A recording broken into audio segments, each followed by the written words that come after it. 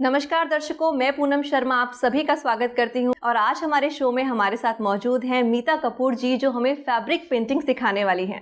मीता जी पिछले 10 सालों से भी ज़्यादा समय से फैब्रिक पेंटिंग कर रही हैं। 60 साल की उम्र पार कर चुकी हैं, लेकिन उनका जोश और जज्बा अभी भी बरकरार है, अनेकों लोगों के लिए इंस्पिरेशन है। तो चलिए बात करते हैं मीता जी से और जानते हैं फैब्रिक पेंटिंग के बारे में। मीता जी, सबसे पहले तो मैं आपका बहुत बहुत स्वागत करती हूँ हमारे शो में। Thank you.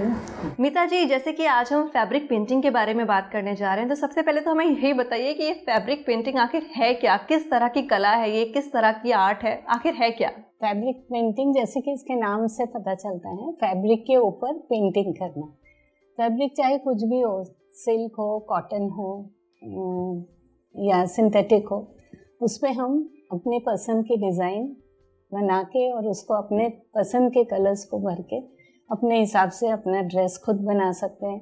और फैब्रिक पेंटिंग कुर्तों पे कर सकते हैं, साड़ी पे कर सकते हैं, bedsheets, bed cover, pillow cover, cushion cover, curtains, मतलब जितने भी कपड़े जहाँ भी यूज होते हैं हम उसमें फैब्रिक पेंटिंग कर सकते हैं। और फैब्रिक पेंटिंग करने से यह है कि हम अपनी मनपसंद के कपड़े पहन सकते हैं। कभी बाज़ार में हमको प्रिंट पसंद नहीं आता है तो हम अपने हिसाब से उसको उस प्रिंट का हम पेंटिंग कर सकते हैं। तो यह है कि अपनी पसंद के कपड़े हम लोग फैब्रिक के ऊपर पेंट करके पहन सकते हैं। मीता जी, आप कैसे जुड़ी इस फैब्रिक पेंटिंग से? आपने कब से स्टार्ट किया, कैसे शुरुआत हुई, उसके बारे में प्लीज़ कुछ बताइए। एक्चुअली देखो पूनम, मुझे इसका शौक़ तो बचपन से ही था, परंतु ज़िंदगी में इतना ज़्यादा व्यस्त हो गए कि इन सब चीज़ों को करने का टाइम ही नहीं मिला। तो मैंने अपने जॉब से जब वॉलंटियर रिटायरमेंट लिया, तो रिटायरमेंट के बाद खाली समय को बिताने के लिए मैंने इससे अच्छा और मौका नहीं देखा पाया कि मैं अपने पुराने शौक़ को फिर से करूँ। और फिर मैंने तब से ये करना शुरू किया। समझिए 10-12 साल पहले से मैंने फैब्रिक पेंटिंग करना शुरू किया और तब से ये सिलसिला अभी तक जारी है, चल रहा है जी। मीता जी, अगर हमारे सीनियर सिटीजन्स जो भी हमारा शो देख रहे हैं, हमारी ऑडियंस में से अगर वो आपसे इंस्पायर होकर इस कला को सीखना चाहते हैं और सीख कर इसे हॉबी की तरह अपनाना चाहते हैं, तो क्या वो कर सकते हैं? उनके लिए आसान रहेगा, मुश्किल रहेगा? किस तरह से वो शुरुआत कर सकते हैं? प्लीज़ इसके बारे में कुछ बताइए। बिल्कुल कर सकते हैं। तो जैसे वो शुरू में शायद थोड़ी दिक्कत आए उनको, क्योंकि अपने हाथ इतने सदे हुए नहीं रहते हैं, तो थोड़ा बहुत प्रैक्टिस करने के बाद अपने आप ही उनको करने में मज़ा भी आएगा और वो कर सकेंगे। और दिन पे दिन जितना प्रैक्टिस करेंगे उतनी ज़्यादा वो सुंदर होके आ सकती है। तो ज़रूर कर सकते हैं सीनियर सिटीजन। मतलब अगर वो लोग कोशिश करेंगे तो ज़रूर कामयाबी उन्हें मिलेगी। बिल्कुल बिल्कुल, अगर शौक़ है और इच्छा है सीखने की तो ज़रूर कर सकते हैं। मीता जी, एक चीज़ आपसे और पूछना चाहूँगी कि जैसे कि हम सीनियर सिटीजन्स के बारे में बात कर रहे हैं, वो अगर इस हॉबी को अपनाते हैं तो उन्हें किन किन बातों का ध्यान रखना होगा? कोई स्पेशल ऐसे पॉइंट्स हैं जो उनको दिमाग में रखने चाहिए, कुछ बातें, कुछ टिप्स जो उनको याद रखने चाहिए? अगर ऐसा कुछ है तो प्लीज़ शेयर कीजिए। सबसे पहले तो उनको देखना होगा जिस फैब्रिक के ऊपर वो बना रहे हैं वो फैब्रिक का, कपड़े का कलर नहीं जाना चाहिए। तो उसके लिए हम एक बार पहले उसको धो लेंगे पानी में, कलर नहीं जाना चाहिए। उसके बाद आप पेंट करेंगे और अगर उस कपड़े का कलर निकल गया तो आपकी मेहनत पूरी वेस्ट हो जाएगी। तो सबसे पहले अपने कपड़े को धो करके जांच लीजिए कि उस कपड़े का कलर नहीं जाता है, और फिर बस उसके बाद उसको अच्छे से आयरन करके, ताकि सिलवटें ना रहे, बनाने में फिर दिक्कत आएगी, प्लेन करके, और फिर उसके बाद वो शुरू कर सकते हैं। और अपना खुद का डिज़ाइन चुन कर उनको जो करने का मन है या जो पसंद आता है वो डिज़ाइन वो अपना कर सकते हैं फैब्रिक के ऊपर।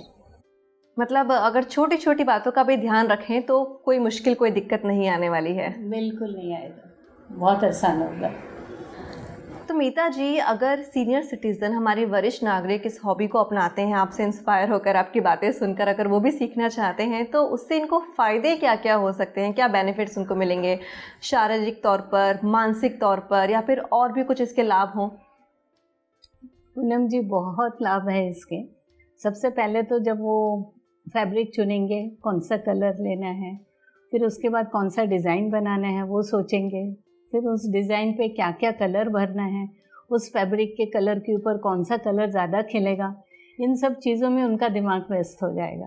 तो सबसे पहले तो अपना दिमाग खाली नहीं रहेगा। सेकंड, जब हम उसमें रंग भरना शुरू कर देंगे तो उसमें अपनी क्रिएटिविटी को मौका मिलता है उभरने का। और फिर अपने बनाने के बाद जब हमने अपना कोई एक ड्रेस बनाया और उसको पहना तो बहुत मज़ा आता है, बहुत खुशी होती है। ऊपर से अगर किसी ने बोल दिया बहुत सुंदर है, किसी ने अप्रिशिएट किया, तो उसकी खुशी और अलग ही होती है। और फिर आपको बाज़ार जाने की ज़रूरत नहीं किसी तरह का गिफ्ट खरीदने के लिए। आप अपने हाथों से बना के अपने लोगों को गिफ्ट कर सकते हैं। तो हाथ की बनी हुई चीज़ जब आप देखोगे आपके अपने लोगों ने पहना है तो वो उसका आनंद कुछ और ही होता है। तो और फिर अपने हाथों से जब करेंगे ये बारीक जो डिज़ाइंस हैं उसको करेंगे तो अपनी उंगलियां सज जाती है, हाथ सज जाता है और एक्सरसाइज मिलता है हाथ को। तो घर बैठे बैठे फिजियोथेरेपी भी हो जाती है इसमें।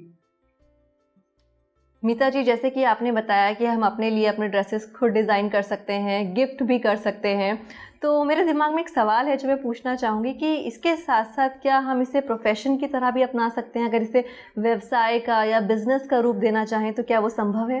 बिल्कुल संभव है। आप जब आपका हाथ सज जाए और आप खुद सोचेंगे कि डिज़ाइन बहुत अच्छा लग रहा है, लोग इसको अप्रिशिएट कर रहे हैं, तो आप बना के इसको अपना वेबसाइट बना सकते हैं, उसमें डाल सकते हैं आपके डिज़ाइन वगैरह। अपने आप आपको रिस्पॉन्स आएगा और फिर आप देखिए उसको आप बढ़ा सकते हो आगे, शोरूम्स में दे सकते हो। और फिर आजकल तो अमेज़न वगैरह पे सब आता है, तो बहुत सारे मीडिया के बहुत सारे रास्ते हैं जिसके थ्रू हम अपने बिज़नेस को बढ़ा सकते हैं। तो ये एज अ बिज़नेस के तौर पे भी आप कर सकते हैं। समय का समय अच्छा व्यतीत हो जाएगा, प्लस आपको 4 पैसे भी आ जाएंगे और आपकी आर्ट जो है दूर दूर तक लोगों में पहुंचेगी। मतलब कि कहा जा सकता है कि फिजिकल लेवल पर, मेंटल लेवल पर, इमोशनल लेवल पर और फिनेंशियली भी आपको फ़ायदा मिलेगा, आप आर्थिक रूप से भी स्ट्रांग हो सकते हैं। बिल्कुल बिल्कुल। तो हर तरह से फ़ायदा ही है, ये करने में नुकसान कुछ नहीं है, मतलब अपने को फ़ायदा बहुत है ज़रूर। और पूनम जी, इसका एक और फ़ायदा बहुत अच्छा है कि हम अपनी इंडियन ट्रेडिशन को जीवित रख सकते हैं अपने पेंटिंग के द्वारा। अपने जैसे बहुत तरह के जैसे ओम है और स्वास्तिक है और मतलब अपना इंडियन पेंटिंग्स जैसे बाटिक है, फिर ये अपना हर तरह का जो पेंटिंग है अपना इंडियन पेंटिंग है, उनको हम अगर ड्रेसेस पे, टॉप्स पे बच्चों की बनाएं, बच्चे कभी वो पहन के बाहर जाए, लोगों को वो पसंद आता है जिस तरह से।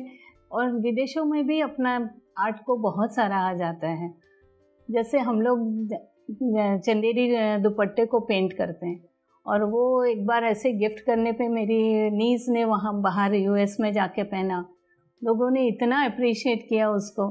और फिर उस तब से लेके अभी तक वो लोग कंटिन्यूसली दे रहे, 10 दुपट्टे भेजो, 5 दुपट्टे भेजो, 15 दुपट्टे भेजो। सो वो लोग किसी भी फंक्शन पे जब अपने दुपट्टा पहन के जाते हैं, वो देख के भी इतनी खुशी होती है कि लोग हमारे कल्चर को और हमारे पेंटिंग और ये आर्ट को बहुत अप्रिशिएट करते हैं। तो इस तरह से हम अपनी पेंटिंग्स जो है वो हम बाहर भी दूसरे देशों में भी पहुंचा सकते हैं। मीता जी, एक और चीज़ आपसे पूछना चाहूँगी, मैं आपकी राय जानना चाहती हूँ इस बारे में कि अगर सीनियर सिटीज़न इस हॉबी को अपनाते हैं, इस कला को अपनाते हैं, ये फैब्रिक पेंटिंग का काम शुरू करते हैं, तो आपको क्या लगता है कि परिवार में एकता, प्यार और बढ़ेगा, वो अपने परिवार के और करीब आ सकते हैं, उनका कनेक्शन और अच्छा बिल्ड होगा? क्या कुछ ऐसा भी संभव है? ज़रूर संभव है पूनम जी। जिस तरह से अभी दादी नानी, हम लोग दादी नानी हो चुके हैं, हम लोग इस तरह से पेंटिंग वगैरह करेंगे और गिफ्ट पाना तो हर एक को पसंद है, हर एक को अच्छा लगता है गिफ्ट पाना। तो हम अपने घर के बच्चों के, पोते पोतियों के जन्मदिन पे, एनिवर्सरी पे अगर अपने हाथ से बना के कोई चीज़ देते हैं या उनकी पसंद के कलर लेके उनके पसंद के कपड़े देते हैं, तो उनको भी खुशी मिलती है और वो उनका जो प्यार है वो हमारे प्रति ज़रूर ज़्यादा होता है।